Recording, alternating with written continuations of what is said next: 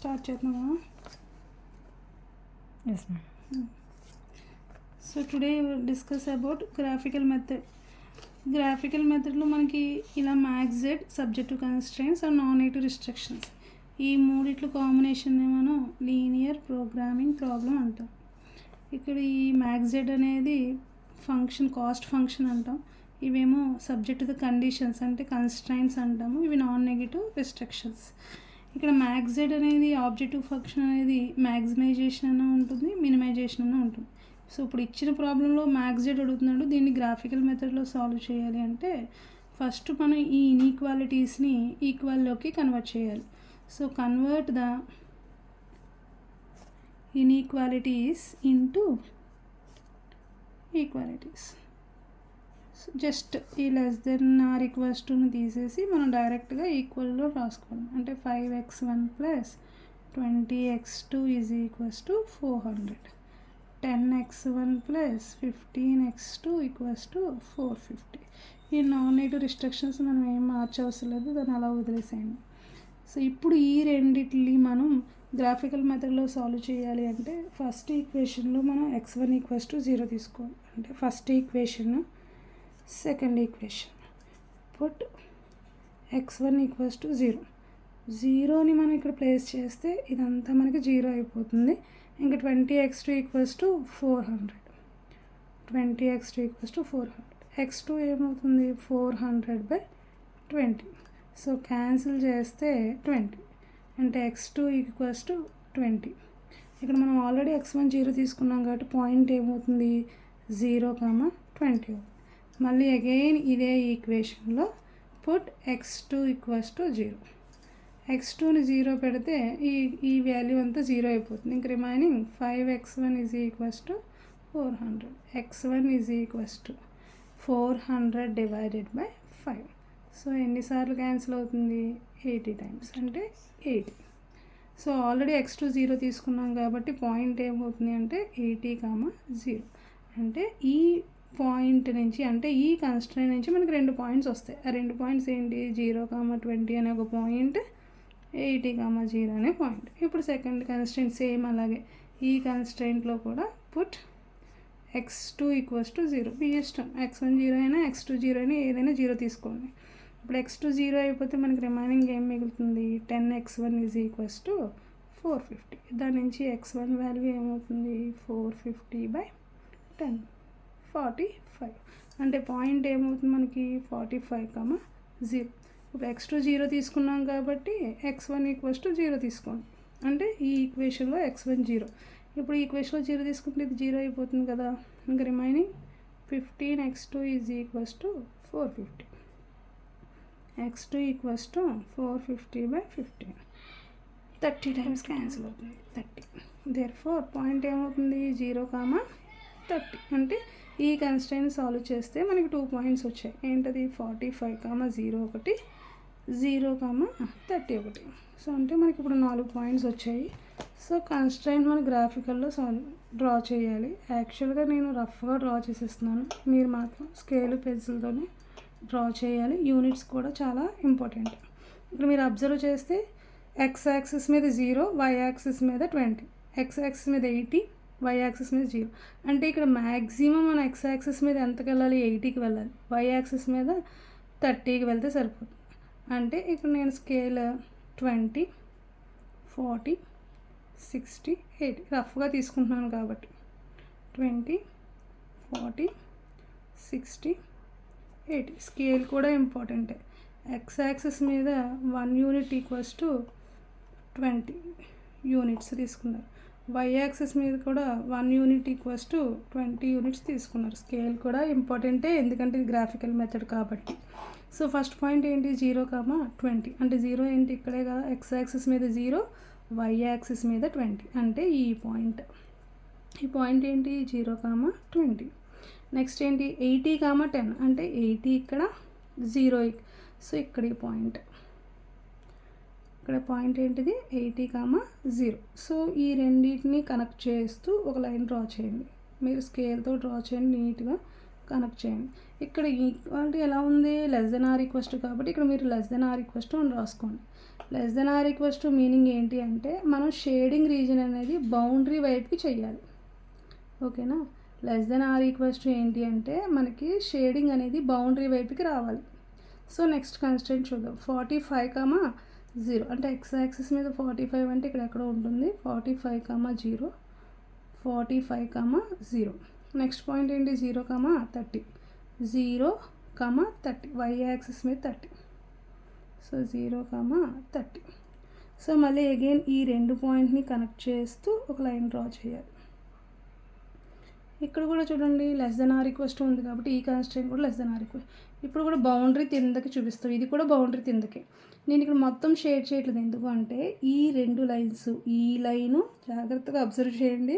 Feasible reason చెప్పాలి. Feasible reason అంటే the reason satisfies all the constraints. A reason అయితే కన్స్ట్రెంట్స్ని satisfy చేస్తుందో ఆ రీజియన్ని ఫీజిబుల్ రీజన్ అంటాం. సో అంటే ఇక్కడ మనకి రెండు కన్స్ట్రెంట్స్ ఉన్నాయి కాబట్టి మనకి 2 లైన్స్ కంపల్సరీ వస్తాయి. ఇదొక లైన్, ఇదొక లైన్, రెండు less than or equals to కాబట్టి మనం రెండు సాటిస్ఫై అయ్యేలాగా రీజన్ బౌండరీ వైపుకి షేడ్ చేయాలి. మీరు అబ్జర్వ్ చేస్తే ఈ రీజన్ వదిలేస్తున్నాను నేను, ఈ రీజన్ వదిలేస్తున్నాను, ఎందుకంటే ఈ రీజియన్లోకి ఈ లైన్ సాటిస్ఫై చేయట్లే, ఈ రీజియన్లోకి ఈ లైన్ సాటిస్ఫై చేయట్లే. సో రెండు సాటిస్ఫై చేసే రీజన్ని నేను ఫీజిబుల్ రీజన్గా తీసుకున్నాను. అంటే ఇప్పుడు ఇంటర్సెక్షన్ ఉంది కదా, ఈ పాయింట్, ఈ పాయింట్, ఈ పాయింట్, ఈ పాయింట్. మీ అందరికీ తెలిసింది ఇది ఆరిజిన్ అని. ఇది ఓ పాయింట్ అనుకుంటే ఇది ఏ అనుకోండి, ఇది బి అనుకోండి, సి అనుకోండి. అంటే therefore OABC is the feasible region. Feasible region అంటే అన్ని కన్స్ట్రైంట్స్ సాటిస్ఫై చేయాలి. ఈ రీజన్ ఫీజిబుల్ రీజన్ అవ్వదు, ఈ రీజన్ కూడా ఫీజిబుల్ రీజన్ అవ్వదు. ఇది మాత్రమే ఫీజిబుల్ రీజన్ అవుతుంది, ఎందుకంటే దీంట్లో రెండు కన్స్ట్రైంట్స్ సాటిస్ఫై చేశాయి కాబట్టి. ఇప్పుడు OABCతో మనకి ఇక్కడ మ్యాక్సిడ్ అడిగాడు కాబట్టి మ్యాక్సిమం ఫంక్షన్ ఏంటో చూడాలి. మీకు ఇప్పుడు ఓ తెలుసు కదా, ఓ పాయింట్ ఏంటి, ఓ పాయింట్ 0, 0. ఏ పాయింట్ ఏంటి, ఆల్రెడీ ఏ క్లియర్గానే ఉంది 0, 20 అని. సో ఏ 0, 20. బి ఏంటి తెలియదు మీకు, బి తెలియదు, ఇంటర్సెక్షన్ పాయింట్.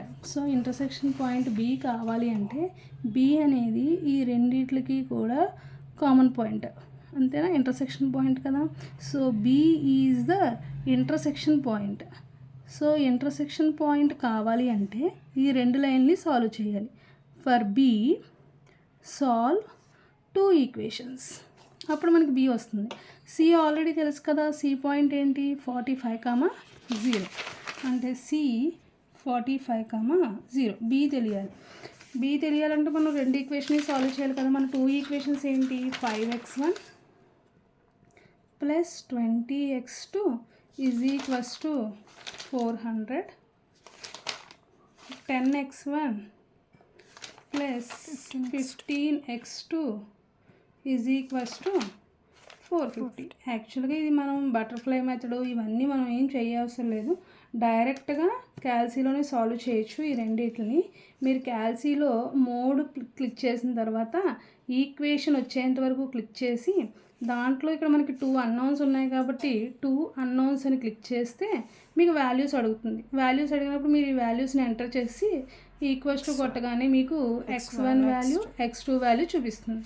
సో అలా మీరు సాల్వ్ చేస్తే x1, x2 పాయింట్ ఏమవుతుంది అంటే, బి పాయింట్ ఏమవుతుంది అంటే 24, 40.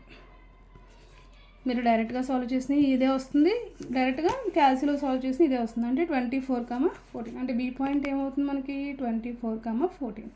ఇక్కడ మనకి మ్యాక్సిడ్ అడిగాడు అంటే జెడ్ ఏంటి, జెడ్ ఈక్వేషన్ ఏంటి మనకి 45x1 ప్లస్ 80x2.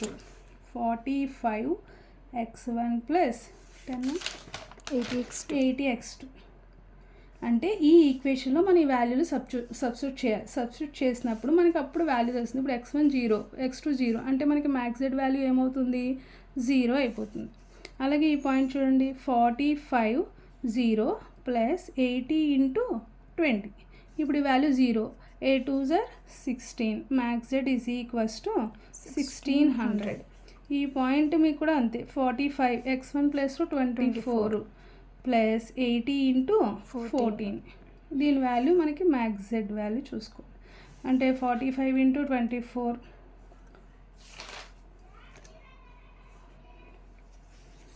45 ఇంటూ 24 ఎంత, 5 4s are 20, 4 4s are 16, 18 క్యాల్సిలేట్, 5 2s are 10, 4 2s are 8, 9 0 8 10 1080. అలాగే 80 ఇంటూ 14, 40 8 4s are 32, 10 18 0 2 11. ఈ రెండు యాడ్ చేస్తే 2200.